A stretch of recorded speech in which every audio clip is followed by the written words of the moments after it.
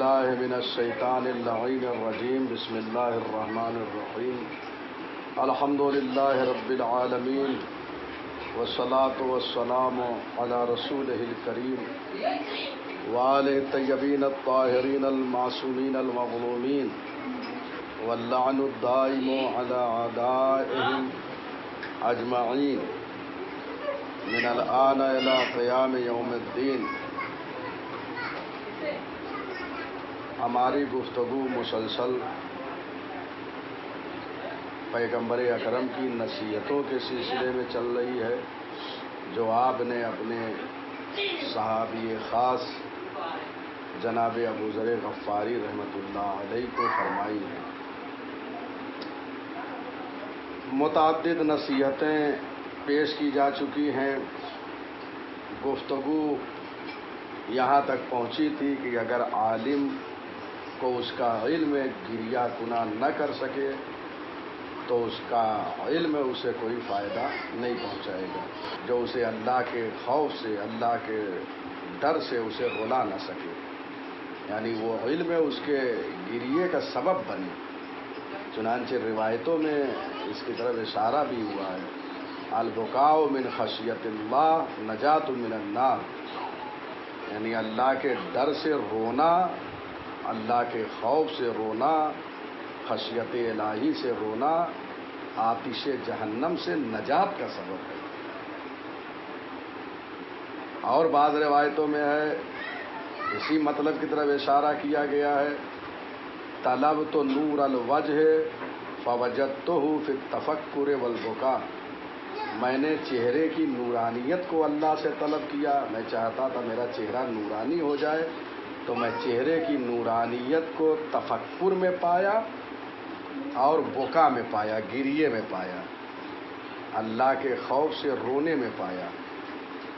مسلسل جو ہے روایتوں میں اس قسم کی جو ہے باتیں آئی ہیں. بکاء العیون و خشیت القلوب من رحمت اللہ، آنکھوں کا رونا اور قلب کا جو ہے خوف زدہ ہونا یہ اللہ کی رحمت میں سے ہے. وہی روتا ہے، وہی جو ہے قلب جو ہے خوف زدہ ہوتا ہے جس پر اللہ اپنی رحمت نازل کرتا ہے. تو ایک عالم کی شان یہ ہے کہ اس کا علم اس کے گریے پہ آمادہ کرے، کیونکہ عالم کا علم ہے اس کو جو ہے اللہ سے خوف دلائے گا اور وہ اس پہ گریہ کرے گا. آج رسول اسلام جناب ابو ذر سے فرماتے ہیں، ابو ذر جو گریے کی صلاحیت رکھتا ہے، جو رو سکتا ہے اسے رونا چاہیے. بہت سے انسان ایسے ہیں جن کو رونا ہی نہیں آتا، وہ کیا کرے؟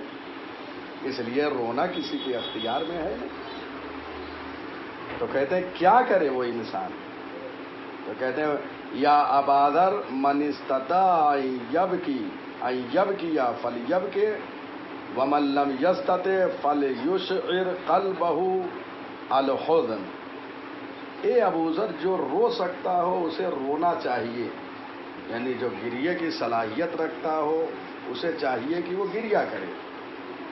اور جو استطاعت نہیں رکھتا رونے کی، جس کو رونا ہی نہیں آ رہا ہے، تو اسے چاہیے کہ دل ہی دل میں وہ محزون رہے، یعنی غمزدہ رہے، حزن و ملال کی کیفیت اس کے قلب میں طاری ہو. اور کہا وَلْيَتَبَاكَ، حزن پیدا کرے اور رونے جیسی ایک صورت بنائے. اگر کسی کو رونا نہ آئے تو اپنے دل میں غمزدہ ہو اور رونے کی جو ہے کیفیت بنائے. یہ بھی اللہ کو بہت پسند ہے. چنانچہ سرکار سید الشہداء حضرت امام حسین علیہ الصلاۃ والسلام کے سلسلے میں بھی یہ روایت ہے کہ من بکا علی الحسین او ابکا او تباکا وجبت لہ الجنہ. حسین ابن علی پر جو روئے یا رولائے، یا اگر رونا نہ آئے تو رونے جیسی ایک صورت بنائے، اس پہ جنت واجب ہے.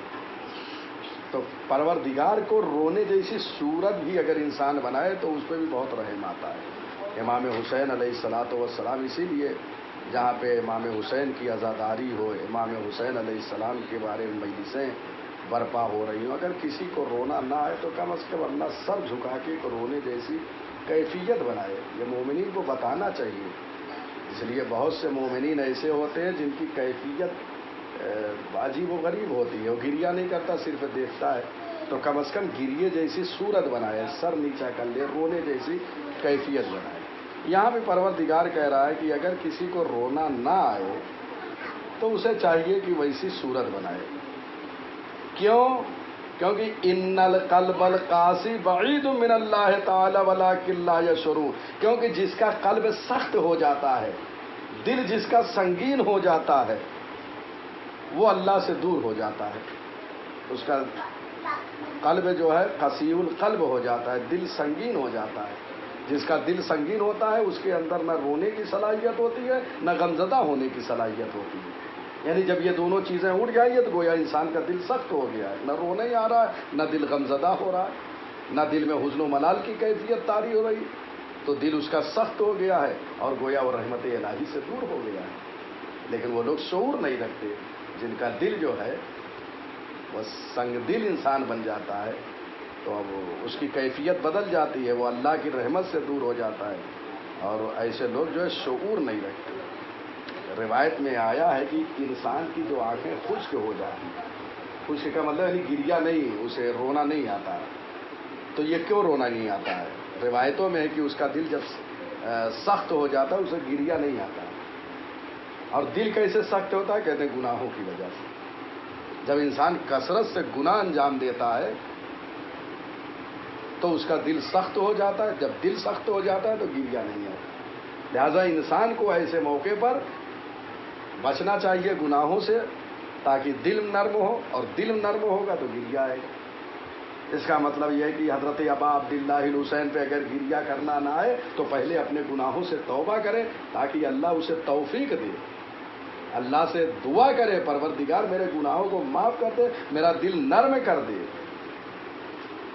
تو انسان کا دل جب نرم ہوگا تو یقیناً وہ گریہ کرے گا. تو مومن یا تو اسے چاہیے کہ وہ گریہ کرے، اور اگر گریہ نہ آئے تو حزن و ملال کی کیفیت اس کے دل میں ہو اور رونے جیسی صورت بنائے.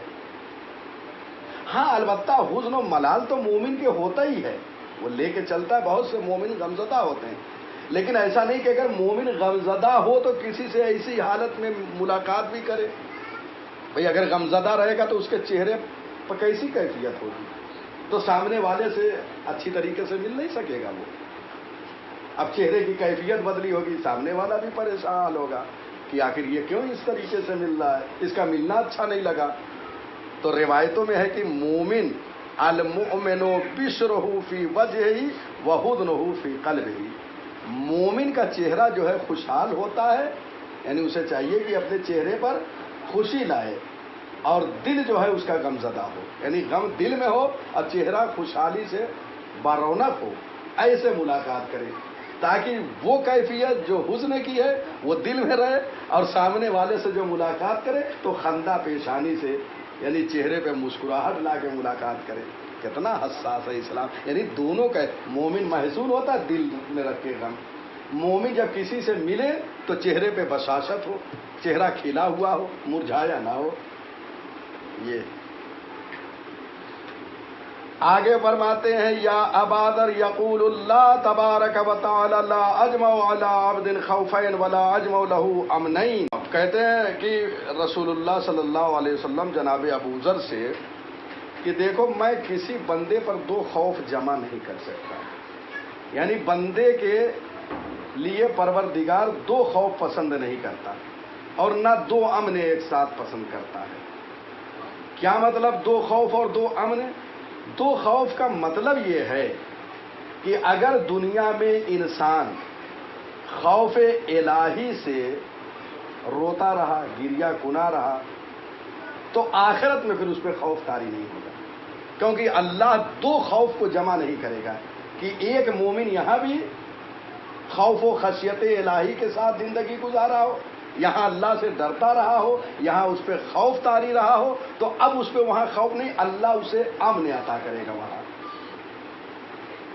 تو اللہ دو خوف جمع نہیں کرے گا. اگر یہاں خوف زدہ رہا تو وہاں نہیں رہے گا, اور اگر یہاں امن میں رہا, یہاں خوف زدہ نہیں رہا, یہاں خوف زدہ نہیں رہا تو وہاں خوف زدہ ہوگا. لہذا جو یہاں امن میں تھا وہاں خوف میں رہے گا, اور جو یہاں خوف میں تھا وہ وہاں امن میں رہے گا. دیکھ رہے کتنی اہم بات ہے.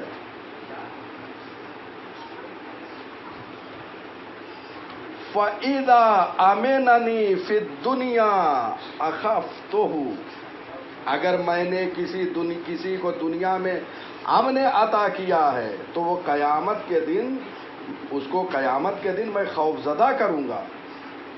وَإِذَا خَافَنِي فِي الدُّنْيَا أَمَنْتُهُ يَوْمَ الْقِيَامَةِ, اور اگر کسی کو میں نے دنیا میں خوف زدہ رکھا ہے تو اسے میں امن عطا کروں گا قیامت کے دن. یعنی یہاں پر اگر امن رہا تو وہاں پہ خوف, یہاں پہ جو ہے اگر خوف اللہ نے اسے دیا تو وہاں پہ امن رہے گا. دونوں جگہ خائف نہیں رہے گا, وہ دونوں جگہ امن بھی نہیں رہے گا. ایک چیز ہوگی. یا بادر ان العبد لیعرض علیہ ذنوبہ یوم القیامہ فیقول اما انی کنت مشفقا فیغفر لہ. اے ابو ذر, قیامت کے دن انسان کے گناہ کو اس کے سامنے پیش کیا جائے گا تو کہے گا کہ پروردگار, میں دنیا میں بہت خوف زدہ تھا, میں دنیا میں بہت ڈرتا تھا. جب یہ کہے گا تو اس کے نتیجے میں پروردگار اس کے گناہ کو معاف کر دے گا. یعنی انسان گنہگار ہے لیکن خوفزدہ بھی دنیا میں وہ رہا ہے, تو خوف کی بنیاد پر جب اس کے گناہ اس کے سامنے پیش ہوں گے اور وہ کہے گا میرے رب, میں نے گناہ تو انجام کیا لیکن دنیا میں بہت خائف تھا, میں بہت ڈرتا تھا ان گناہوں سے اور ساری چیزوں سے, تیرے عذاب سے, تیرے خشیت سے, تیرے خوف سے, تو پروردگار اس خوف کے عوض میں اس کے گناہوں کو معاف کر دے گا. اب یہاں سے گفتگو یہ چلے گی کہ ایک انسان ممکن ہے کافی نیکیاں کر رہا ہو, ایک انسان کافی نیکیاں کر رہا ہو لیکن اس کے ساتھ ساتھ وہ گناہان صغیرہ کو انجام دیتا رہا. یعنی وہ اپنے عمل خیر پر, اپنے عمل پر وہ بھروسہ کرتا تھا کہ میں بہت بڑا ایک نیک انسان ہوں اور اعمال خیر انجام دیتا ہوں. اپنے نیکیوں پر اعتبار کرتے ہوئے, اتقا کرتے ہوئے, بھروسہ کرتے ہوئے چھوٹے چھوٹے گناہ انجام دیتا تھا. تو قیامت کے دن ایسا انسان جب پروردگار کی خدمت میں, پروردگار کے سامنے پیش کیا جائے گا تو پروردگار ایسے شخص پہ غضبناک ہوگا. بہت مومن تھا, بہت متقی پرہیزگار تھا, اس پہ بھروسہ کرتے ہوئے اس نے چھوٹے چھوٹے گناہ کو نظر انداز کر دیا اور چھوٹے چھوٹے گناہ وہ کرتا رہا. ایسا شخص جب پروردگار کے سامنے پیش کیا جائے گا تو پروردگار اس پہ غضبناک ہوگا. غضبناک کا مطلب یہ ہے کہ اللہ اس پہ عذاب کرے گا, کیونکہ روایتوں میں معصومین علیہ السلام سے پوچھا گیا کہ اللہ کیسے غضبناک ہوتا ہے, تو امام نے فرمایا اللہ غضبناک ہماری طرح نہیں ہوتا ہے. کیوں ہم غضبناک ہوتے ہیں تو ہماری کیفیت بدل جاتی ہے, ایک حالت سے ہم دوسری حالت میں چلے جاتے ہیں. پروردگار کی حالت بدلتی نہیں ہے, وہ محل حوادث نہیں ہے, اس کی کیفیت بدلتی نہیں ہے. تو غضب سے مراد معصوم نے فرمایا کہ پروردگار جو ہے غضب ہوگا یعنی اس پر عذاب نازل کرے گا, یہ مراد ہے, اسے عذاب دے گا, اسے سزا دے گا, اس پہ غضبناک ہے. تو ایک انسان وہ ہوگا ان الرجل یا ابادر ان الرجل یعمل الحسنہ فیتکل علیہا وَيَعْمَلُ الْمُحَقَّرَاتِ حَتَّى يَأْتِيَ اللَّهَ وَهُوَ عَلَيْهِ غَضَبَانٌ. ایک انسان نیک عمل کرتا تھا اور اس نیک عمل کی بنیاد پر چھوٹے چھوٹے گناہ انجام دیتا تھا, تو اللہ کے سامنے اس عالم میں لایا جائے گا کہ پروردگار اس پر غضبناک ہوگا.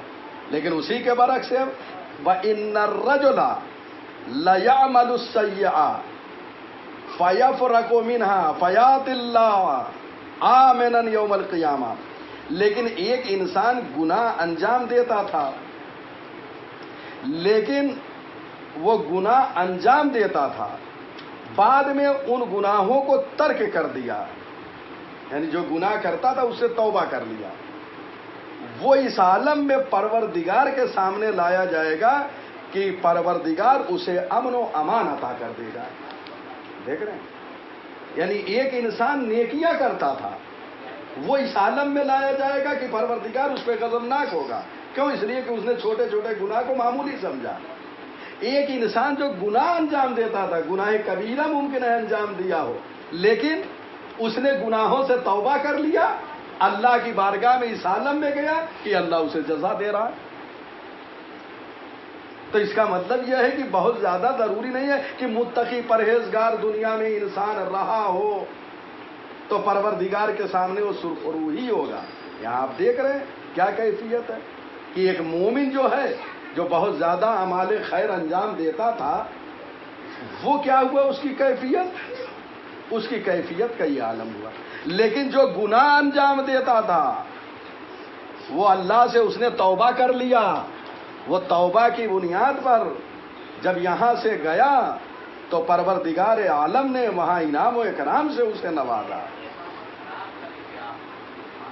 اللہ اکبر. یا بادر ان العبد لیذنب الذنب فیدخل بہ الجنہ فقلت وکیف ذلک بأبی و امی یا رسول اللہ قال یکون ذلک الذنب نصب عینیہ تائبا منہ فارا الی اللہ عز وجل حتی یدخل الجنہ.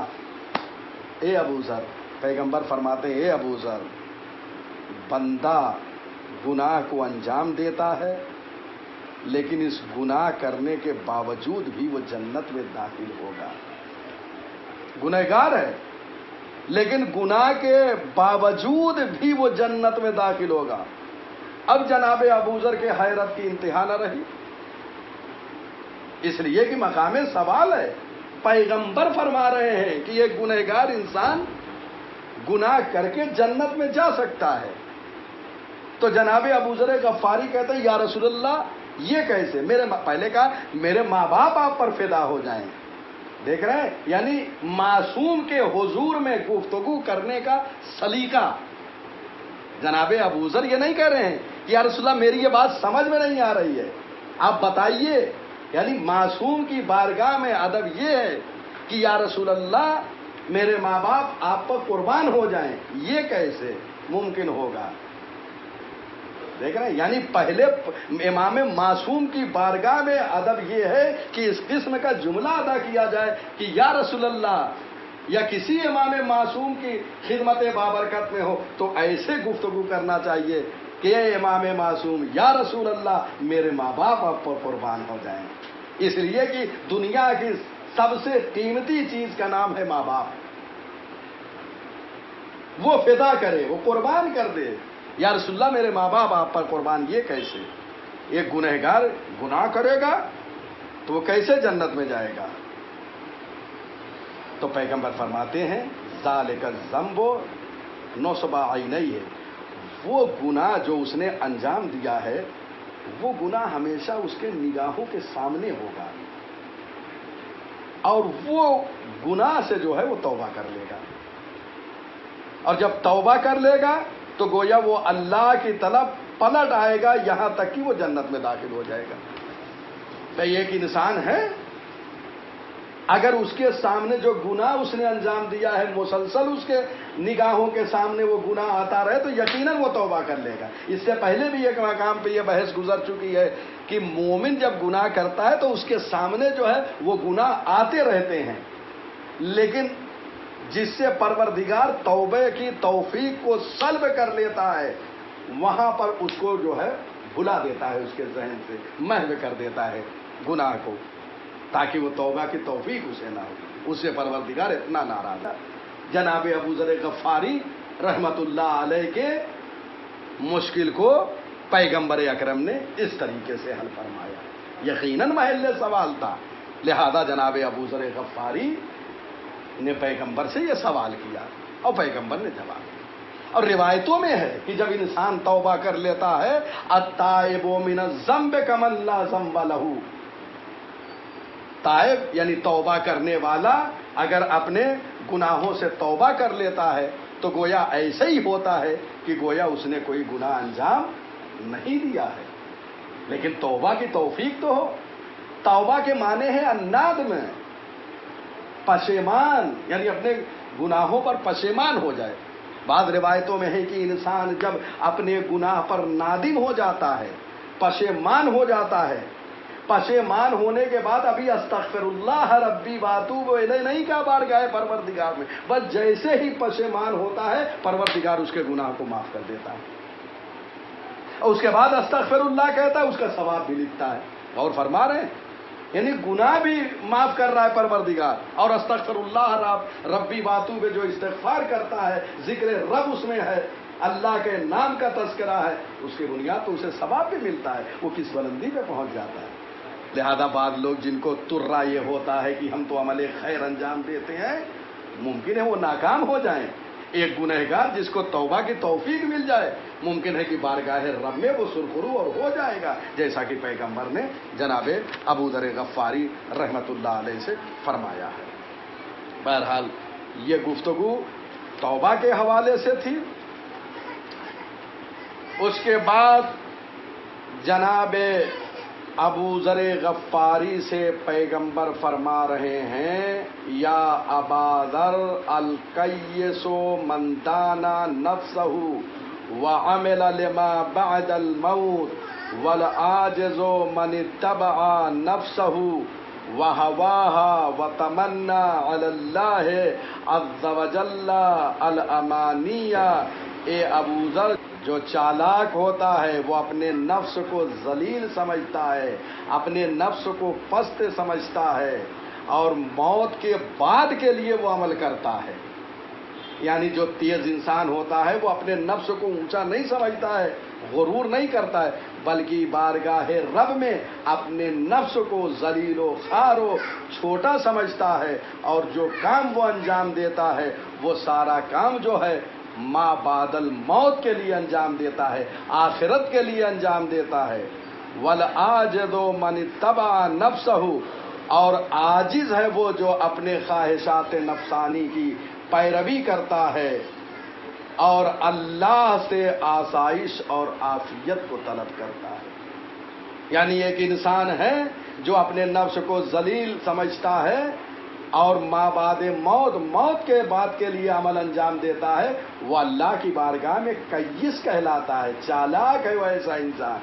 لیکن عاجز وہ ہے جو دنیا کے لیے اپنے خواہشات کے لیے سارا کام کر رہا ہو، جو اس کا نفس چاہ رہا ہو، نفس امارہ جس چیز کی طرف دعوت دے رہا ہو وہ کام اگر وہ کر رہا ہو تو یقیناً عاجز ہے ایسا شخص جو اپنے نفس کی پیروی کرتا ہو اور اللہ سے عافیت کی طلب کرتا ہو. ایسا انسان عاجز ہے. یا بادر ان اول شیء یرفع من هذه الامه الامانۃ والخشوع. اے ابو ذر، جو امت سے، اس امت سے جو چیز پہلے اٹھا لی جائے گی وہ امانت ہے اور خشوع ہے. یعنی پروردگار جو اس امت سے جو چیز پہلے سلب کرے گا وہ چیز ہے امانت، صفت امانت. صفت امانت کیا؟ انسان کا امین ہونا. یعنی جب امانتیں اٹھنے لگے گی تو انسان خائن ہو جائے گا، خیانت کرے گا. خشوع اٹھ جائے گا یعنی اللہ سے ڈرے گا نہیں، نڈر ہو جائے گا.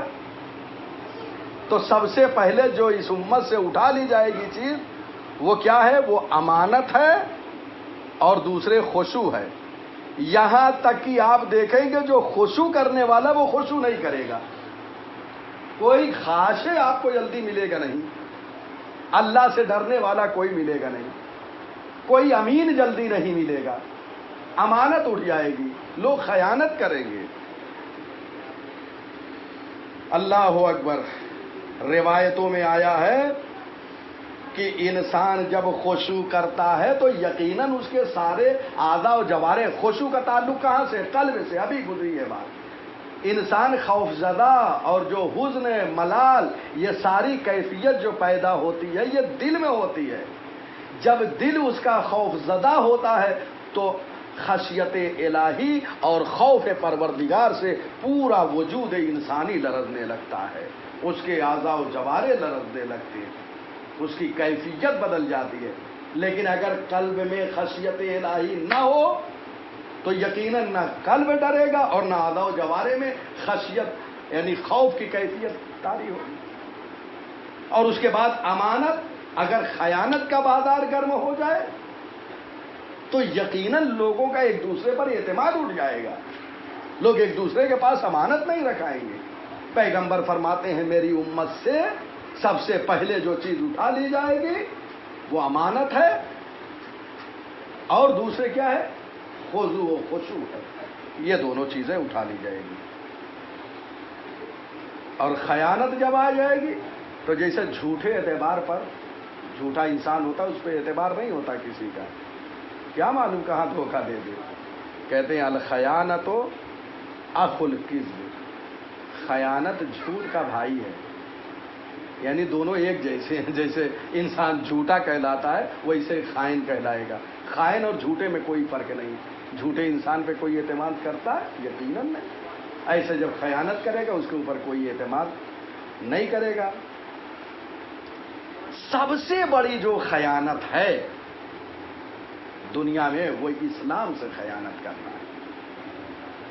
یعنی انسان ایک دفعہ کسی کے مال میں خیانت کر لے تو اس کا انفرادی مسئلہ ہے, اس کا تنہا اس سے معاملہ ہے. اس کے مال میں خردے بردے کیا ہے, اس کے مال کو اس نے جو ہے ختم کر دیا ہے, جو امانت رکھائی تھی اس کو برباد کر دیا ہے. لیکن اگر امت اسلامی سے کوئی خیانت کرے تو یقیناً اس خیانت کا جو ہے عذاب بہت زیادہ ہو. مثلا ایک طرف دشمن اسلام سے برسر پیکار ہے, مسلمانوں سے عالم اسلام جو ہے کفار سے جنگ لڑ رہا ہے. ایسے موقع پر کوئی جا کر اسلام کی جاسوسی کرے کفار کے ساتھ تو یہ اسلام سے خیانت ہے. ایک مبلغ, ایک عالم اگر رسول اللہ کے پیغام کو حقیقی معنی میں نہیں پہنچا رہا ہے تو یقیناً وہ اسلام کا خائن ہے, خیانت کر رہا ہے اسلام. یا مملکت اسلامی جتنے بھی بلاد اسلامی ہیں, جتنے بھی اسلامی کنٹریز ہیں اور اس وقت جتنے بادشاہ ہیں, جتنے حاکم ہیں, اگر وہ اسلام کو نافذ اپنے ملک میں نہیں کر رہے ہیں تو سارے حاکم خائن ہیں. کیونکہ بنامے اسلام حکومت کر رہے ہیں اور اسلام کو نافذ نہیں کر رہے ہیں تو یقیناً یہ خائن ہیں. اور اس سے بڑی کوئی خیانت نہیں ہے اسلام سے. بنامے اسلام حکومت کر رہے ہیں اور حکم کفار سے لے رہے ہیں, یہ اسلام سے خیانت ہے. ایسا انسان معاف نہیں کیا جائے گا کیونکہ یہاں انفرادی مسئلہ نہیں ہے, امت کا مسئلہ ہے, عالم اسلام کا مسئلہ ہے. لہذا چاہیے حکمرانوں کو جو اسلامی کنٹریز میں ہیں ان کو یہ نصیحت ہے کہ ابھی بھی وقت بہت نہیں گزرا ہے, اسلام کی طرف پلٹیں, قرآن کی طرف پلٹیں, اپنے ملک میں قرآن کے حکم کو نافذ کریں, پیغمبر اور ائمہ ہدیٰ کے حکم کو نافذ کریں تاکہ آپ کے ملک میں امن و امان ہو, کفار کا غلبہ نہ ہو, ان کی بالادستی نہ ہو. لہذا یہ خیانت اسلام نے برداشت نہیں کیا ہے. یا ابا ذر, اب یہاں سے مسلسل دنیا کے حوالے سے گفتگو چل رہی ہے. میں سمجھتا ہوں کہ وقت کافی ہو گیا ہے, آج یہی ختم کرتے ہیں گفتگو کو, اس لیے کہ اب دنیا کی مذمت کے حوالے سے یہاں گفتگو شروع ہوئی ہے اور مسلسل کئی فقرات اس حوالے سے ہیں. انشاءاللہ کل اس پہ سیر حاصل گفتگو ہوگی.